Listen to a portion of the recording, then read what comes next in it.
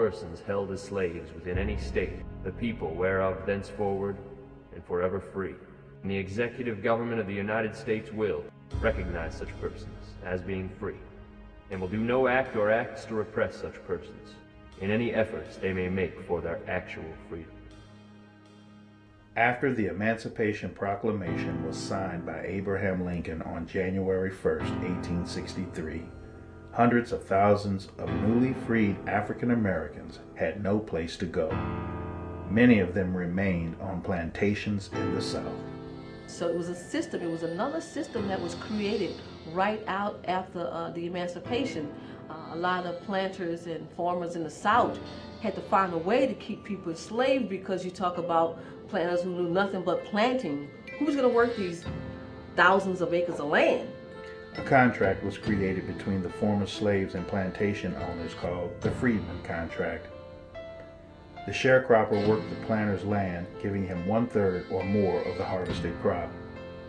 The sharecropper was required to purchase tools, seed, fertilizer, food, and clothing on credit at plantation stores.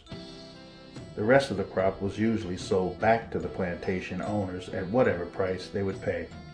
A lot of the people couldn't buy their seeds, their clothing from any other store but the plantation store. So in most cases, the owner himself owned the store. You're not leaving my farm until you pay me what you owe me in voluntary servitude. I didn't volunteer to work here. I'm forced by gunpoint. I'm forced by laws. There's no way out for me. I was held enslaved in Pike County, Mississippi. From Pike County, Mississippi to parts of Louisiana. Maywall and her family escaped from slavery in 1963. 1963. At the time, they were unaware that slavery had ended. When I think about 1963, that's the year I graduated high school from Landry.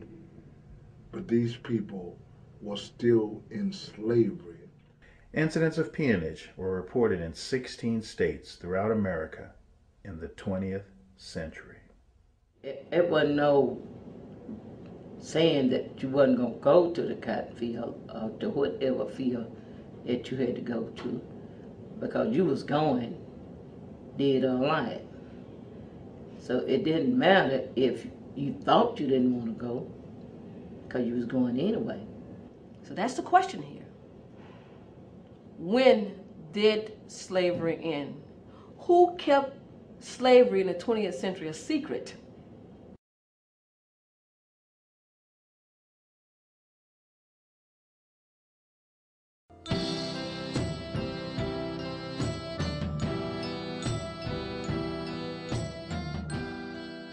This is to call your attention to the alleged peonage now existing in the flood relief camps at Vicksburg, Yazoo City, and other points in Mississippi. These people are herded into camps of 5,000 or more, and soldiers from the National Guard are used to let none out of these camps and to keep people from the outside from coming in and talking with them. And it is said that this condition of non-communication is to continue until the waters subside, and these free people can be hurtled back to the plantations. It is also said that the planters hold their labor at the point of a gun for fear that they would get away and not return. While the Red Cross is doing much, it is by no means without criticism. One of its great mistakes is that it tries to run things without spending money. Under such circumstances, the value of money must necessarily pale into insignificance. When we're talking about slavery, everybody that was around was living the same kind of life that we was living. So I never knew that slavery was over. Miss Miller, we got to be talking about some part of India or Africa or something. Surely, 1963, this couldn't happen in America.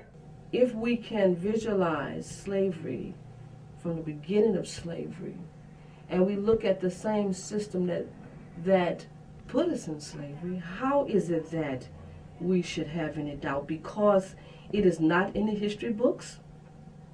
Because many people refuse to look? How many of us went back into those rural areas to see if everybody left off these plantations at one time? Did we ask any questions? Where did they go? Who would they go to? As I got older, I learned the daddy may be the sheriff. When you couldn't talk to nobody, no, everybody was in the same condition. The grandpa might be the judge. The son may be the DA. So when someone come to me and say, I didn't get my freedom until 1965, I believe them because I've seen the index at the National Archives that said peonage cases to 1973. I'm here at the National Archives located in Washington, D.C. in College Park. What you're looking at in these boxes here, these are what you call the peonage files. Many of these files was filed by the NAACP to the Department of Justice. So each one of these boxes would represent different states. There was 13 states that I filed peonage. I want to call your attention to a part of the USA that has between 300 to 500 Negroes bound in slavery, according to information I received from a colored woman that escaped there Tuesday. She said that the boss man slapped her and she tried to resist him, and he hit her with a blackjack and broke her arm in 5 places, and it had to be taken off. It is off smooth to the shoulder. And this man is called Captain Boss. He has a big house with about 10 big fat Negro men that do not work, just stay in this big house. And the boss man makes the women go there and stay with these men 3 days, whether they want to or not. This man handles these people like they are cattle or hogs. This boss man mates these Negroes just like a farmer does his animals. And in some counties and parishes, the sheriff, the constable, all of them worked together. So they had no outlet to talk to anyone about peonage. You remember me telling you that my father tried to run away? Yes. And he ran through the woods, and when he ran up on the highway, he ran into some white people's in a buggy or a truck or something, and he had been beat. And he said, I got to get away. They said, boy, where are you going? He said, I don't know. I got a wife and children back there, but I've had all I can take. So I got to go somewhere. He was going to leave the family because it was too much. It was too much. A man who loved his wife, a man who loved his children, who would die for his children, he was willing to leave his family. He was willing to leave his family. He said that the white men told him, boy, I know somewhere we're going to take you. We're going to take you and enroll you in Uncle Sam's army. And my father said he was so relieved. They put him in that back of that wagon or whatever they had, laid him down. He said, and when he arose, he thought they had him where they had carried him, supposed to be after he run to help him get away. And he rode back on the plantation. Did they beat him? They beat him and beat him some more. They brought him back to the plantation, said, here this boy, he was trying to run away.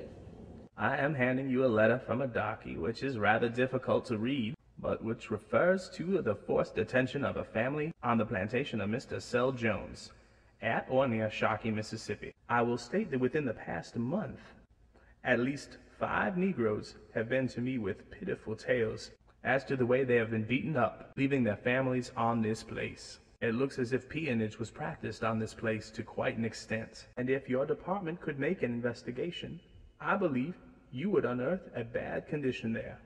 Earl Brewer, Governor.